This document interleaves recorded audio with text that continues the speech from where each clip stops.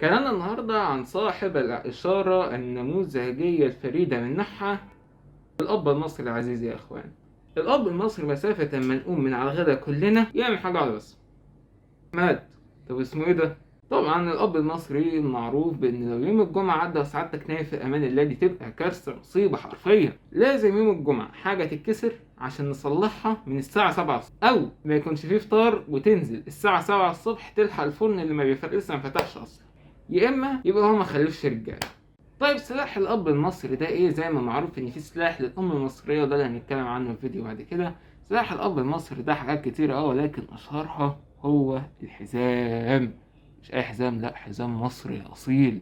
تخيل معايا كده وانت داخل على السيد الوالد يوم الجمعة وهو ضارب الجلابية التمام وفي ايده كوباية الشاي اللي تعدل المزاج، وداخل تطلب منه قرشين كده انت مزنوق فيهم عشان خروجه بالليل، وتلاقيه لسه بيطلع الفلوس وموافق عادي وهيطلع الفلوس ولسه بيديها لك. تلاقي الست الوالدة بتنادي عليك عشان تقوم تفطر، عشان انت نايم للظهر يا بيه، فوق.